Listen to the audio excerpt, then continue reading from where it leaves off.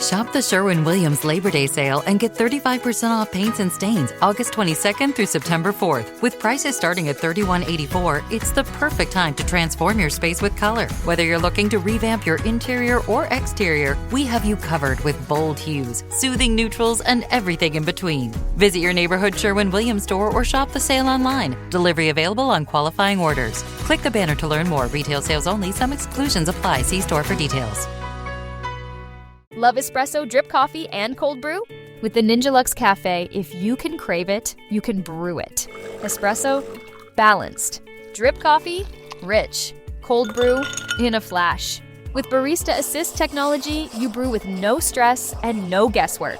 And make perfect silky microfoam hands-free from dairy or plant-based milks. Bring the coffeehouse home and unlock your favorites with the Ninja Luxe Cafe. Operation Domination is underway. The ultimate game plan to dominate your NFL experience. With your hosts, Dan You gotta be confident about your Achilles when you Chase show up. Thornton, Yeah, I mean, I got it. and Adam LaRue. Don't hope to be great and dominate. All right. Welcome into the last off-season episode of Operation Domination. We're going to be coming to you 3 times a week in the in-season. Don't worry. So make sure you subscribe on your favorite podcast app. Just search Operation Domination Football and make sure you go to YouTube. Subscribe to the Fantasy Football Advice Network at FF Advice Net because we're going to have content every single day of the week. As always, I'm your host, Dan Mader, joined here with Chase Thornton. Adam is off on another work day trip. The dude's killing me. It must be nice to take off. We're up here doing all the work and this guy's just gallivanting around work. Who wants to do that? But he will be back next week. We do have replacing him today is a very, very special guest that we must introduce.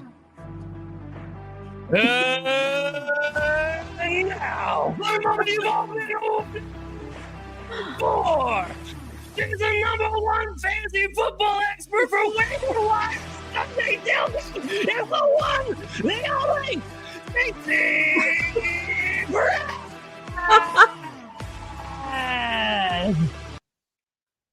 There it is. That made my day. Guys, thanks for having me. This is great. I'm so excited to talk about tight ends with you guys. So happy to have you on, Stace. One of our new friends we made from the Fantasy Football Expo. I think I've been bringing this up every single week now, but just another reason why you guys got to come out to the Expo in the last week of July again next year. All the connections that we get to make. It's absolutely wonderful. So, Stace, you just mentioned it. We're talking tight ends today. We're wrapping up this best, this bust, this sleeper series that we've been working on all August, trying to get people the values that they're looking for their draft weekends. The last and the biggest one coming up on Labor Day weekend. And tight ends is one of those tricky positions. It's one of those ones where you're trying to think, do I want a top-notch guy to not stream? Do I want to stream down low? Which one wins more championships? Let me get your thoughts on the philosophy of drafting a tight end off the gate. Yeah, so I mean, if I can't get one of the top 3 right off the bat, I'm going to push it. I'm going to push it as far as I possibly can. Because, I mean, at the end of the day, you've got your Bowers, McBride, Kittle. Those guys are going to stand out. Those guys are going to produce at the level of the wide receivers that you're going to be taking within that range, right? The rest of those guys are going to be pretty touchdown dependent for the most part. So, you've got to watch out for that. So I kind of prefer to kind of push it a little bit if I'm not going to go grab one of the top 3. I tend to agree with you, especially this year. Now, usually in past years, and Chase, you can correct me if I'm wrong, but it's been Travis Kelce. And if you don't get Travis Kelce, then why am I even bothering taking a tight end to the 10th round? I mean, that's kind of how we looked at it. But this year, we got 3 guys hanging around in that spot. How are you navigating that? No, I kind of always tend to lean toward trying to grab an early tight end, one of the elite guys. And so, yeah, I did a lot of drafting Travis Kelce in the late first or the second round back in his absolute heyday. But I agree completely. That's how I want to run it this year. I am going to get one of those top 3 tight ends because I want that positional advantage that they give you. And once you get past them, there is quite a drop off in terms of points. The lower tiers, there's just not that much separation.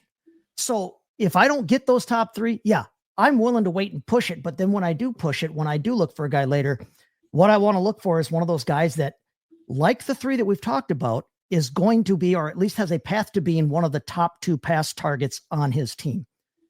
And I think that there are a few guys that can fill that role. McBride, Bowers, and Kittle, I don't think any of us disagrees that right now those 3 guys are all at least in the top 2, if not the top target on their team. So that's what I'm looking for later as well. But there's a drop off after those top 3. I tend to be an elite tight end guy. I tend to also try to be an elite quarterback guy, which means you got to be really savvy at the other positions. But yeah, I like having that positional advantage there right off the bat. That's a take for you. Chase doesn't draft running backs and wide receivers, just quarterbacks and tight ends for him all day of the week. I love it, Chase. So talking about those top 3, consensus wise, it's been Bowers, it's been McBride, it's been Kittle. Interesting. Going into the show, all 3 people on this panel have a completely different order. We all have McBride number 1. Stacy, tell me why McBride, not Brock Bowers, is number 1 on your list. So here's some fun facts about Trey McBride and Brock Bowers from last season. So did you guys know that they were separated by 1/10 of a fantasy point in their points per game production last year? 1/10, that's it. Also, they had, if you look at their stats too, it's almost it's just incredible how close they are in every single category, except touchdowns, a little bit different, right? Because we know McBride only had 2 touchdowns that he got towards the end of the season. So if you're looking at the stats, the production and everything like that, and then you're looking at their ADP, you've got Bowers going as 17th guy off the board right now. And then you take a look and you're like, well, where's McBride going? And you're looking at 27th off the board.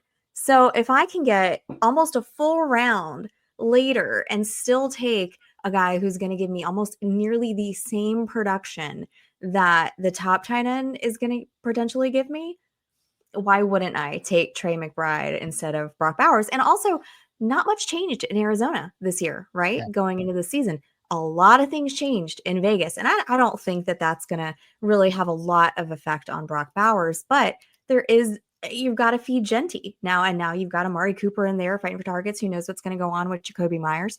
So I think there's more wiggle room there in Vegas than there is in Arizona. And that offense is going to run through McBride all day long. So that's why it's McBride for me. Well, and we just get a little touchdown regression. I mean, the touchdowns was near 9 last season, and he only got 2.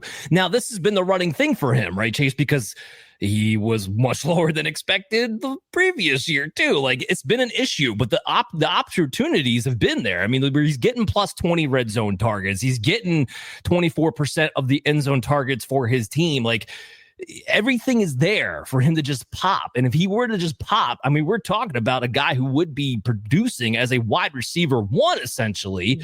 So we want to see if that can happen. And Chase, I also want you to get your feedback on this point too. Stacy just kind of mentioned it. Some things changed at the Raiders. You know me, Chase, especially. I'm not a fan of Chip Kelly. I don't trust the guy as far as I could throw him at all. And what we saw the last time that he was a head coach, I'm looking back at the Philadelphia Eagle time, he was splitting time at the tight end position between Brent Selleck and Zach Ertz. Like almost 50-50, by the way. Like, it wasn't necessarily like this. No, it was almost 50-50. So, Chase, let me get your thoughts on that. Well, no, I love the point, Stacy, that things have changed in Las Vegas, and there are a lot of mouths to feed there. There really are. They drafted Jack Besh. Jonte Thornton is all we've heard about this preseason from Las Vegas. They still have Myers. They just brought in, as you mentioned, Amari Cooper. There's a lot of wiggle room there for where Geno Smith can go with the ball, on top of having Genty and on top of the new quarterback in Geno Smith. I think that pass game, I'm indifferent to Chip Kelly. I know you don't like Chip Kelly. You had to deal with him for a year in San Francisco, which is probably coloring some of your bias. That year did not happen. I already blocked it out of my mind. It didn't happen.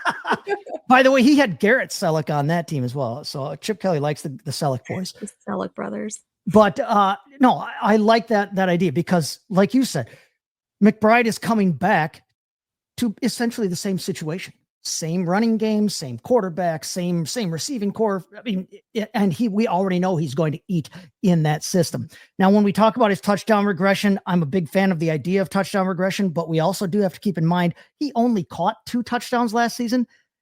He got credit for 2 others rushing is essentially because he fell on a fumble or 2 there. So he did score 4 touchdowns, which wouldn't, if people look at it that way, it wasn't so egregious that he only scored 2. That's variance at its finest. That is variance at its finest. Right. I mean, but like you said, with 9 expected touchdowns, there is going to be some regression. There has to be. He's got another full year under his belt with Kyler Murray. I think the sky's the limit for McBride. I think that he could challenge for the league lead in targets, in the right circumstances there. But I worry a little bit about Bowers and that in that Las Vegas game, as they find themselves with the new quarterback and the play caller and all of the, figuring out how all of these targets and all these touches are going to shake out among this, wide ranging group that they have there. So that's why, McBride is all day long for me, my top guy. All right. Well, I love that. Now here's the deal. We have McBride, we have Bowers. What about the guy who actually was the tight end 1 last year? I'm just saying, my boy George Kittle, who came rolling in with a 13.2 points per game. He's got a pathway to be the number 1 target this season. I love Ricky Pearsall. Don't get me twisted, but there's a pathway for George Kittle to be the number 1 target on that team right now with how everything's shaken out. The Brandon Ayuk injury. We don't know if Juwan Jennings is holding in or is actually hurt. I'm actually leaning towards the guy might be really hurt right now, to be honest with you, when they're talking about the IR. He's had a 9.9% touchdown rate since Brock Purdy has taken over back in week 15 on 2022. Purdy and Kittle just equals touchdowns. I mean, 31% of the end zone targets. It's absolutely insane the usage he gets when you need him to the most. And you can get him 37th overall. I mean, we're talking 3rd round here for George, back end 3rd round for George Kittle. Stacy, what's your thoughts? I'm the 49ers fan, so I have to give it to somebody objective. So I love George Kittle. I mean, just from a football wise, he's one of my favorite tight ends to just watch on Sundays, right? But yeah, I mean, like it's gonna be McBride, Bowers, or Kittle, and you've got somebody here who's got like a 20.6% target share from last season, and then you've got Ricky Pearsall, and who else? Like you said, we have no idea. I am getting a little concerned about Juwan Jennings. I thought maybe getting a paycheck might make that calf injury a little bit better, but now I'm starting to worry too. So who else is he going to throw to, there? So I mean, George Kittle, honestly, like I think besides McBride might be set up to have like just another year of exactly what he did last season. I like it a lot. Now, here's the thing. Unlike Chase, I'm all in on my guys from my team that are actually good, but he's not in on his guys on his team from the Packers. And this is going to make this next debate really, really interesting with Tucker Kraft.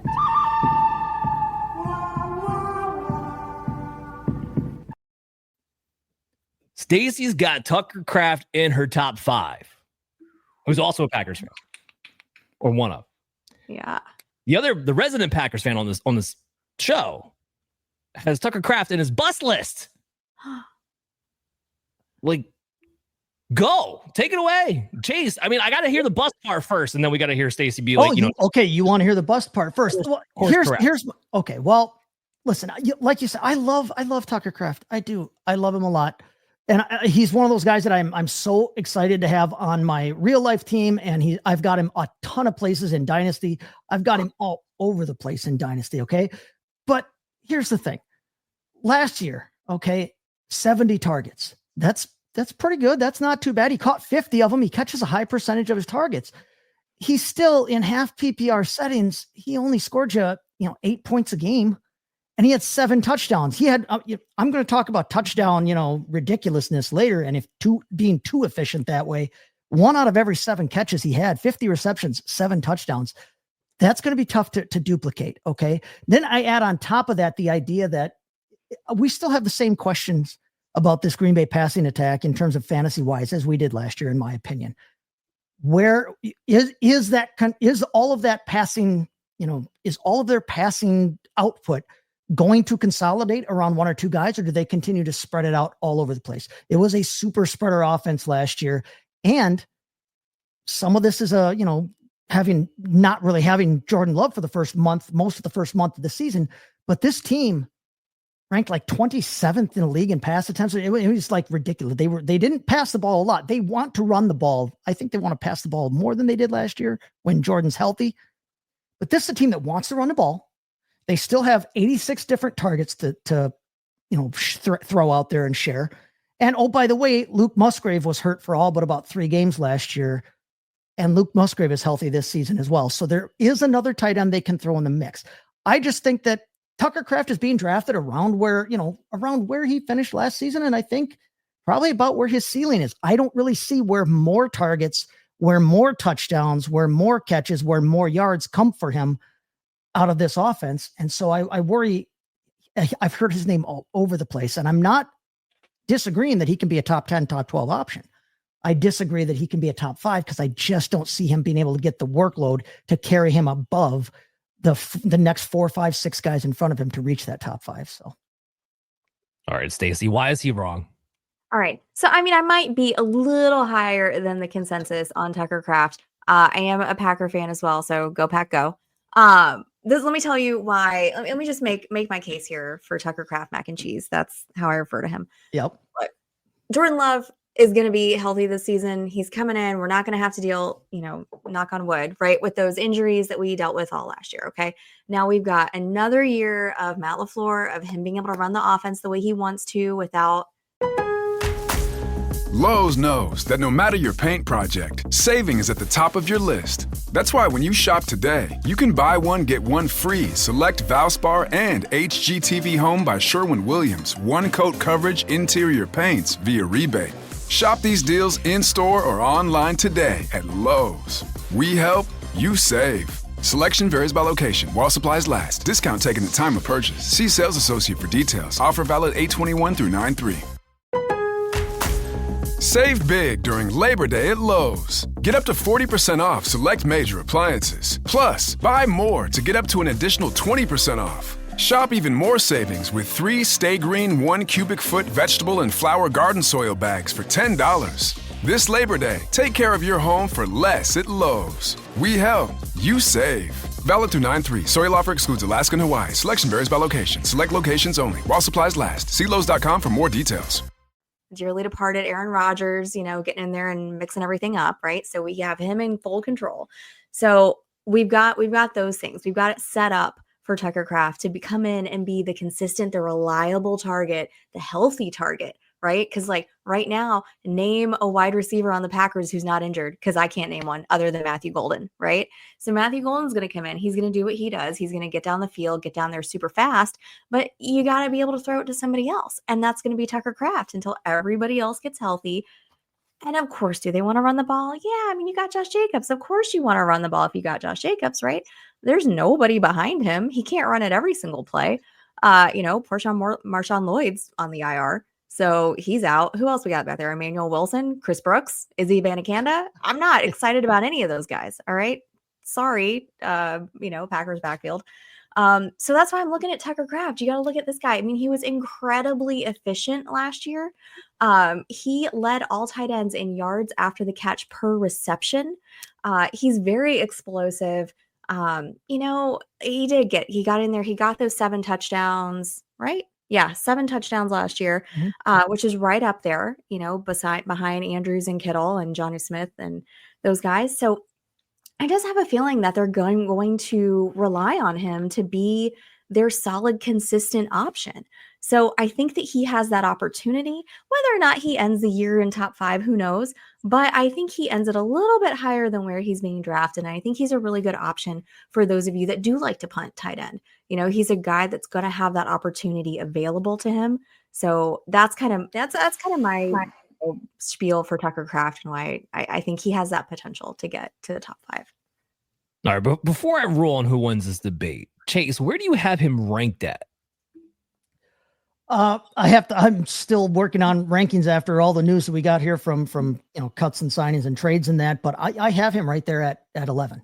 I have him right at 11. So you have him right at ADP. If essentially, yeah. But I worry. If you have him ranked right at ADP.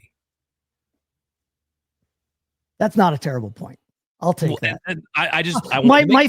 My feeling is, like I said, I keep hearing him so much. I think people are taking him at that ADP thinking that they're going to end up then getting David Njoku type numbers. Okay. And I worry people are putting their faith in the wrong place. I worry that it's causing people to plan their teams wrong. In my opinion. Okay. You lose. I love him. I love him as a player. Right. Take the hit. We're done. He's got him a bust. He ranks him right where ADP is. He can't be a bust. All right. So anyway, we still have more debates to have here because me and Chase, we got to go at it now.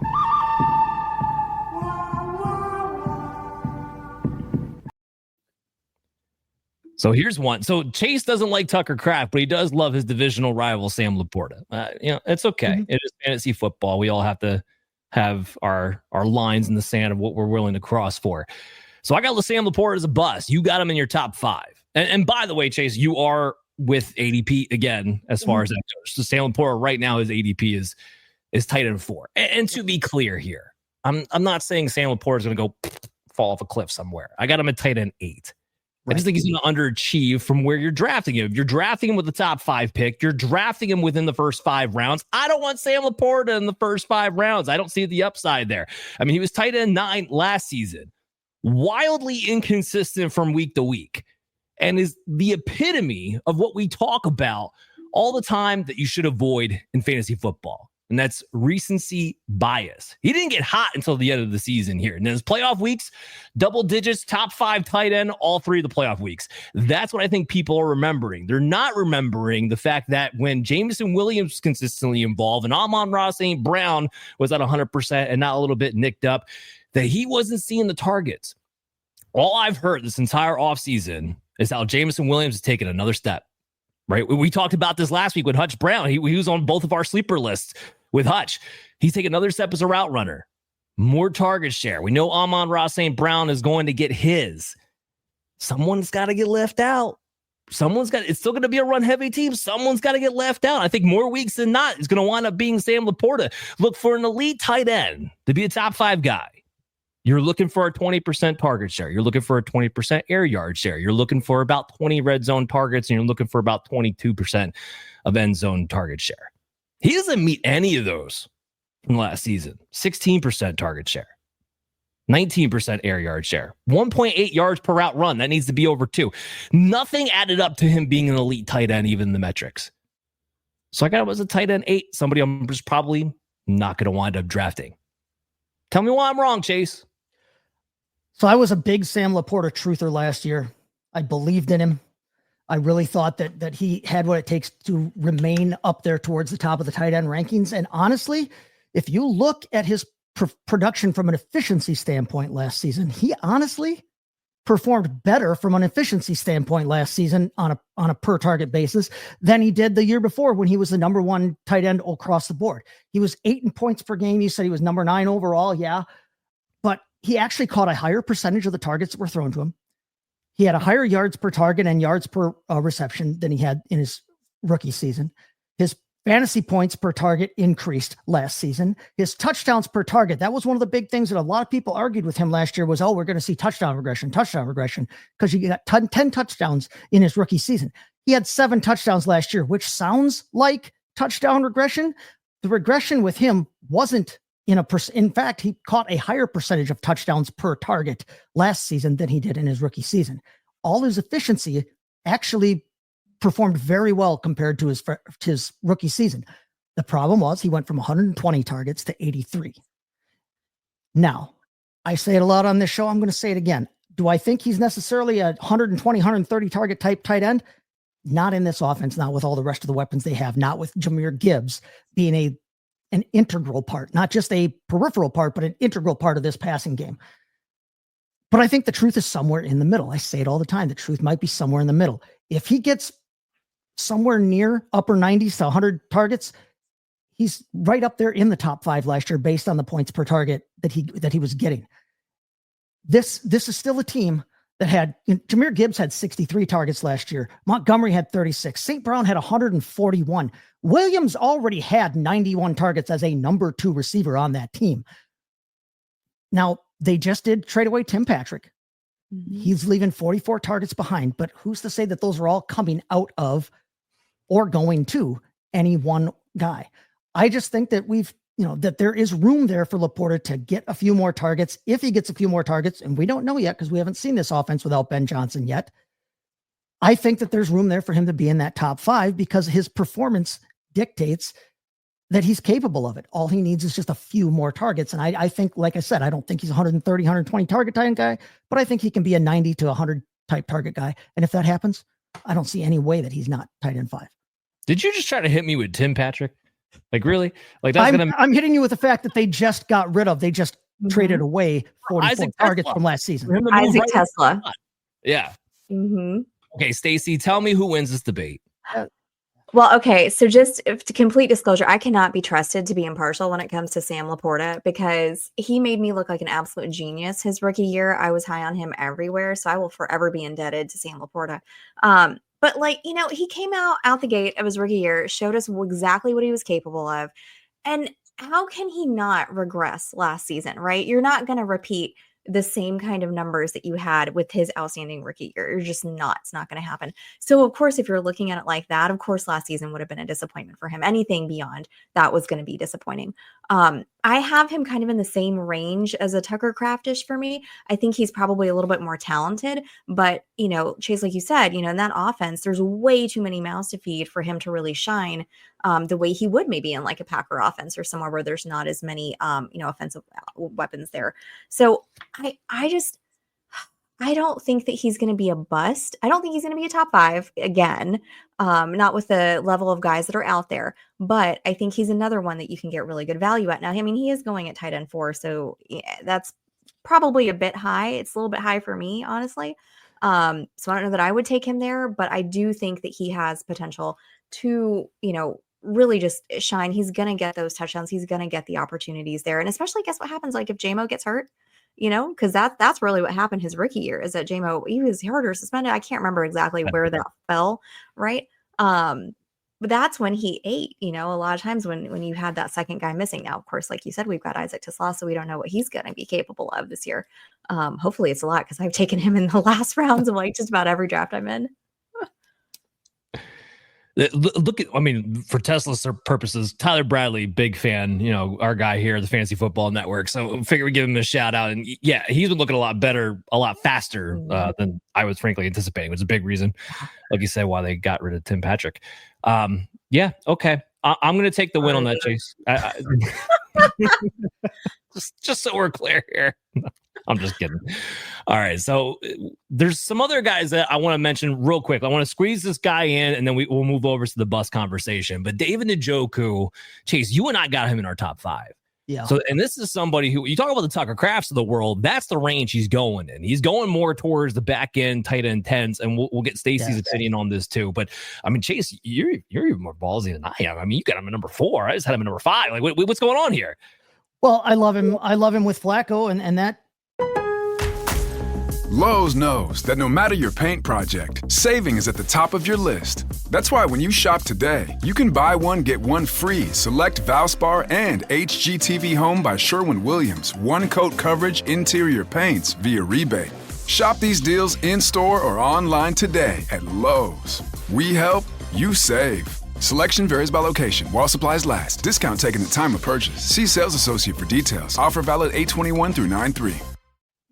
That therein is like that's the rub, right? If he can get Flacco for most of this season, I think that he takes off to the moon because he's such a good pass catcher. And Flacco is the only quarterback that team has rostered in the last 30 years, it seems like, that can actually throw the ball and find David Njoku, who should be their top weapon. The Chief burned his face off and played the next week, for crying out loud. This guy's tough. He plays well, but his competition for targets on that team is Jerry Jeudy, Cedric Tillman, and a rookie behind him at his own position, Harold Fannin Jr.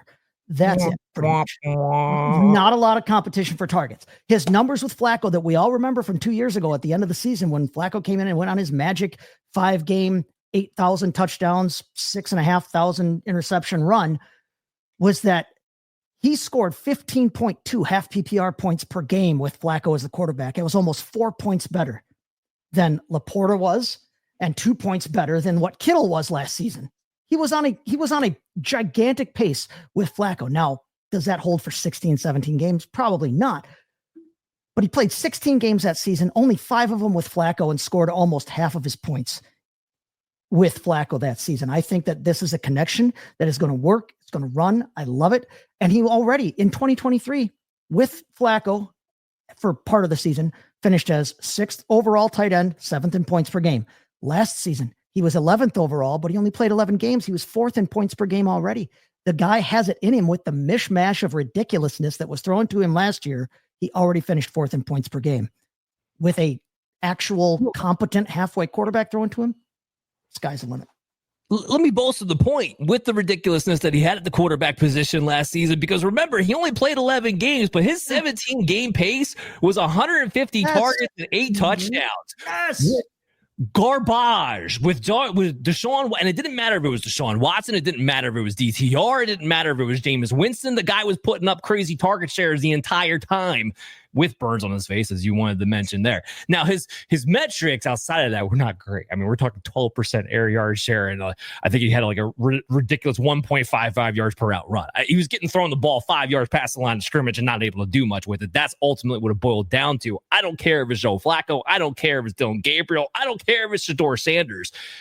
I think every one of them will perform better than a DTR or Deshaun Watson was going to do last season for David Njoku. It's literally the only Browns player I care about in fantasy. I don't know. Stacy, clearly we're fired up about this. Where are you at on David Njoku? Yeah, I'm co-signing everything with David Njoku. He's one of my favorite guys. And now, especially that he's got, so we've got a competent quarterback back there. I like him even more. I'm not sold on Jerry Jeudy in that offense, really in any offense. And then there's Cedric Tillman, who I do like, but Njoku's going to command he should be the one commanding all the targets there in that offense. I absolutely agree with everything there with Njoku.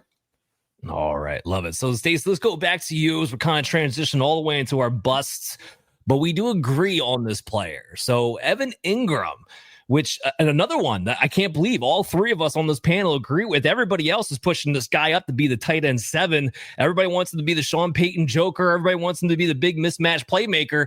And yet none of us have him at ADP, with him making all of our bust lists. You have him on the highest on your bust list. So I want you to take this away. Okay, so right now, he's going 8th overall, tight ends, and he's got, the Joker role, whatever that's going to mean for Sean Payton. A lot of injury concerns last year, a hamstring, shoulder injury, finished tight end 34 overall in fantasy because of those injuries. 2023 was his career season, and that was by a lot when you go back and you look at every year that he's played. He had 114 receptions, never had more than 73 before. No one in the Denver offense last year had over 100 receptions. Courtland Sutton was their top reception getter. He had 81. Okay. The tight end finisher last year, Sam LaPorta, he had 60 receptions, 7 touchdowns. And then in full PPR, 10.9 points per game. So if Engram can replicate those numbers, that's what he's going to have to do basically to pay off his draft capital where he's going.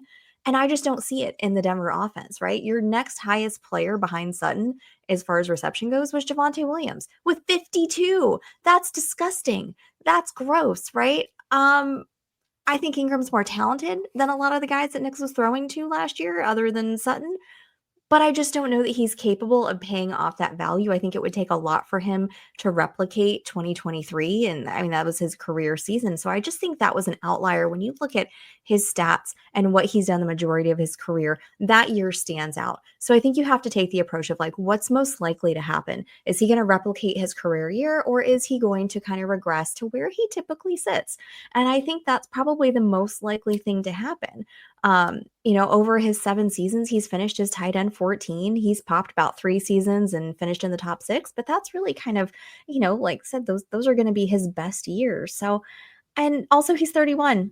He's over 30. I know tight ends age a little bit differently than, your running backs or wide receivers, but still, it's just none of it really gives me the confidence to want to take him as the 8 overall.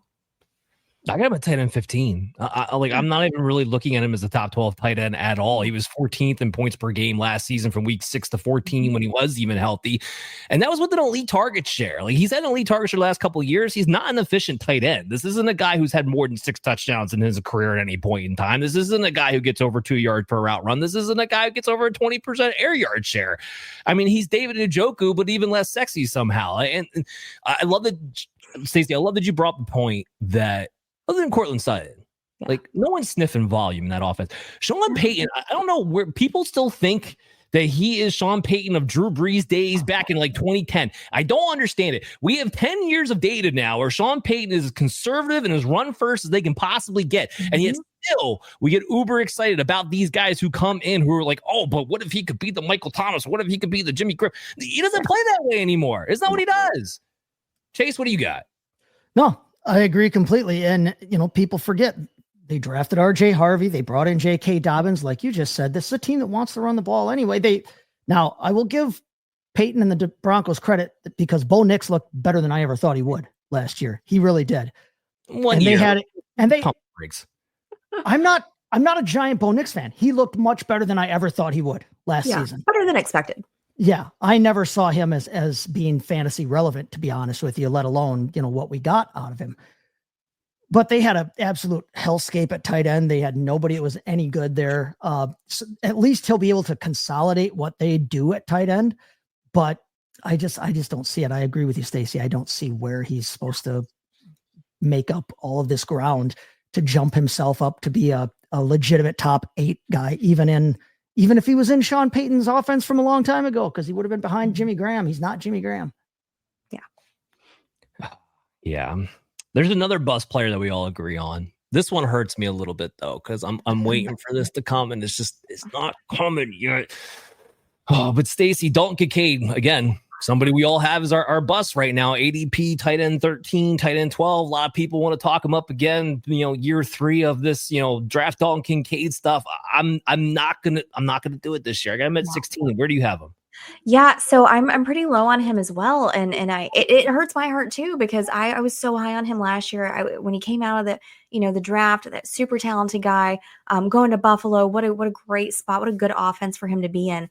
But it just really hasn't gone that way for him. He had a good year his first year, his rookie year, but he kind of fell off last season. He regressed really hard. He finished his tight end 12 his rookie season, but then fell all the way down to tight end 29. His targets decreased. He only got in the end zone twice. The Bills only run 12 personnel sets and one of the fewest rates in the league. And then you still got Dawson Knox back there who's involved enough just to be annoying. So for me, I guess it's kind of hard to say like anybody who's going as tight end 13 is really a bust because, you're out of the top 12 at that point. But I just, kind of took a look at this, and this really surprised me about the Bills too today. They only threw for 52% of the time in 2024, which was 28th overall. And then if you take a look at 2023 stats, they were 27th overall with 54%. So we're seeing like a trend in Buffalo there. They obviously want to run the ball. Josh Allen, James Cook, that's what they're doing first. And I don't really see enough change to give me any positive vibes that Kincaid will take this third year and it will be his breakout year like we typically see with the tight end position. Well, and that's what's annoying about it. Like, not only is Joe Brady a super spreader offensive coordinator, but he's not even throwing the ball that much, to your point, Stacy, on top of all of it. But this is what drives me crazy about Dalton Kincaid. He still hits the elite numbers in target share, even with all that, 21% target share, 21% air share. The problem that he runs into is that he's only getting 71% of the routes run. You brought it up, Dawson Knox. Dawson Knox is an issue when it gets to the red zone. He's only had about, I just had it here, 16% end zone targets. That's the issue. Dawson Knox comes in, he blocks. Knox has got to go away. We've only seen him go away for like a 5-game stretch. And in that 5-game stretch, Dalton Kincaid was a top 5 tight end. Yep. He's still there.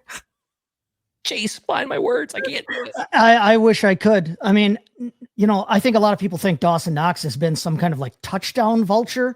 And I use the term more like seagull, because vultures, we know they're going to be picking around dead carcasses, but seagulls will fly right down in front of you. They'll be real, bold about it. Take your French fry right in front of you, laugh at you, and then fly off. And I think that a lot of people think Dawson Knox is vulturing touchdown work. Like you said, though, it's not about he's not catching touchdowns and taking them away from Dalton Kincaid. He's just taking away snaps. If he wasn't taking away those snaps on the field, I think we'd have a lot more from Dalton Kincaid. I don't think he's ever going to be what we all hoped he was when we were drafting him into our dynasty lineups a couple years ago. We all thought, oh, Cole Beasley's gone. This guy can be Cole Beasley with a bigger butt. And it never came to pass. But I just don't see him. He was tight end 21 in a points per game basis last season. I think he is what he is. His yards per reception last year, his targets per game actually increased over that rookie season. Again, he played well last season when he played, but I don't see him. Maybe he just is what he is at this point. Well, and we've got to kind of all give up the ghost. I'm kind of to that point though. I don't want to excuse Dalton Kincaid completely because there is a lack of efficiency here on his point with the uses that he did have. He should have had an expected rate of 0.46 fantasy points per route run. He should have had 10 fantasy points per game, just based on the usage he did get. And we saw 0.32, we saw 6.8. So there is something there where Kincaid is just not as efficient as he should be with the opportunities that he does get. So maybe it is just what he is. I'm not drafting him this year. I'm not. Here's somebody else I'm not drafting, but Stacy's got him as a sleeper. Kyle Pitts. Did you think we were going to get through a tight end show without talking about Kyle Pitts? No chance that was going to happen. Stacy, why are you trying to sneak Kyle Pitts back into our lives? Okay, so normally, and I think I'm sure I said this at some point last season. I was like, I'm never taking Kyle Pitts again until he's on another team. And then maybe that's the only time that I'll even consider it.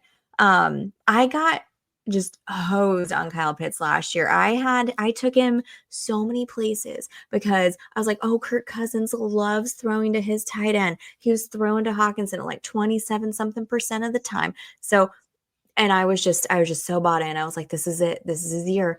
And what happened? We all know what happened. It was not in fact his year. Okay. But you're getting him for free, right? You can draft him for free, right? So with that being said, right, it's his first full year with Michael Penix. It's a contract year also for him. Darnell Mooney's banged up behind Drake London. Who else we got? We got Ray McLeod, right? Who else is there? Okay. Yeah. It's just such low risk with high upside that if you pushed tight end, if you're looking for a backup, I think that he can be an option for you. And you know what? I'm willing to be wrong on that because look, if it's wrong, we can just all be done. We can all collectively as a fantasy community say, never again. We're not getting sucked in. We're not getting pulled back in. But I just think that you're not going to lose really any value with him by taking him as late as you're able to get him in drafts. Right now, and the drafters must be with you, Stacey, because right now he is going off as the tight end 14. Like he's been climbing since the beginning of August. You see the little dot. It's going all right off the screen. Where all of a sudden people are starting to buy in. Right, Darnell Mooney got hurt. Yeah. To your point, who else is there?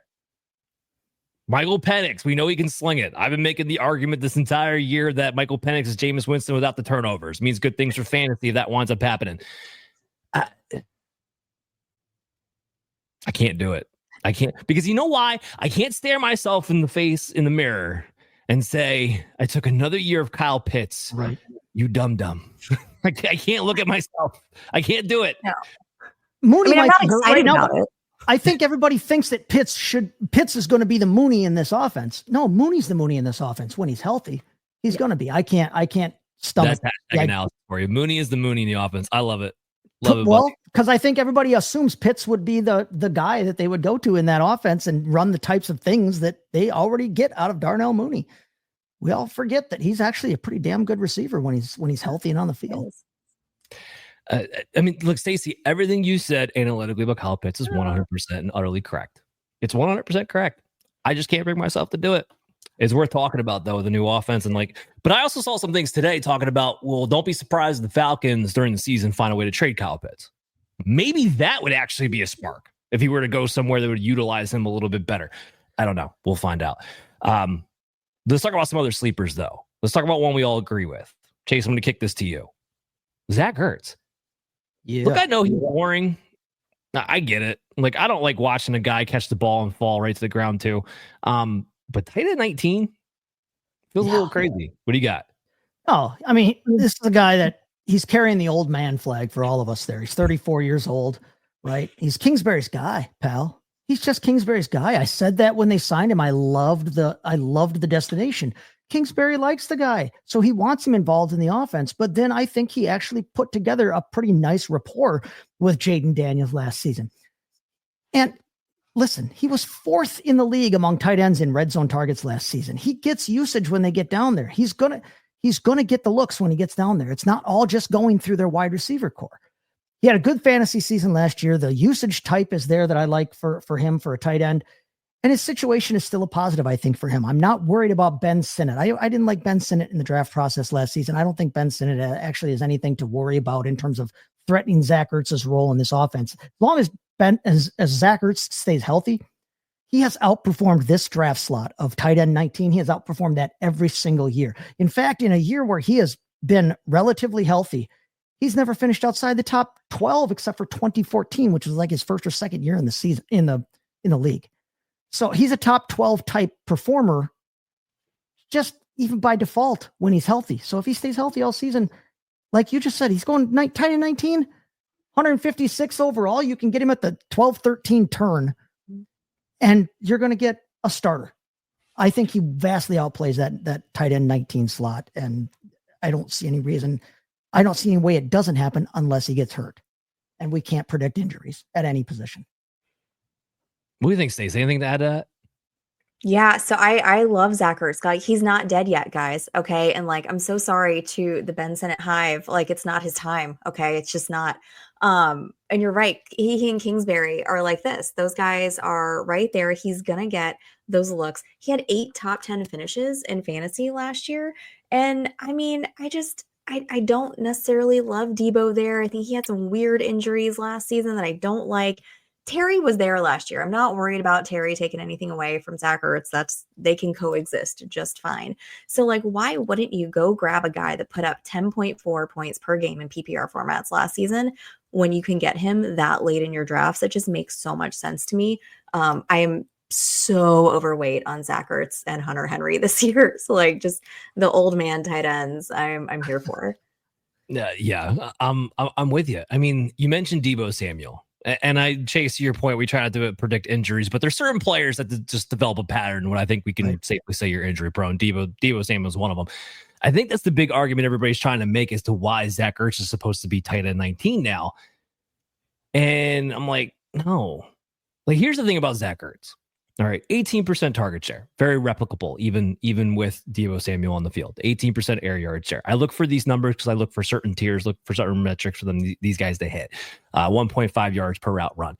All of that is not great, but it is low end tight end 1 starter level. Where he is in the elite tier is the end zone targets, 20%, 21 red zone targets for the year, 7 touchdowns. So even if you think Debo Samuel is going to somehow be a problem for Zach Ertz, Debo Samuel's never, even in his prime, been a red zone target. Runner maybe, but not a red zone target. 8% end zone targets last season with the San Francisco 49ers with a hurt up Brandon Ayuk, with Ricky Pearsall, who was shot, still trying to come back to play. Nothing but George Kittle, no Christian McCaffrey. He still hit 8% of the end zone targets. He's not a factor when it comes to that. So that's all Zach Ertz. I got him as tight end 12. Is it fun? Is it sexy? Is it exciting? Maybe not. Does it get the job done? It absolutely does. 100%. Stacy, you mentioned another sleeper that many of us have, Hunter Henry. And I've been pounding the table. You want to talk about a guy I'm overweight and best ball on? Oh, I don't know if there's a league I don't have him in. Stacy, take it away on Hunter Henry for me. Oh man. Yeah, I love Hunter Henry so much. And also too, like, breaking news, right? Javon Baker's gone, Bourne's gone now. So it just opens up even more targets for him. This guy had 20.5% of the target share. He was the Pats overall leader last year. And like, I don't care that Stephon Diggs is there. That's fine.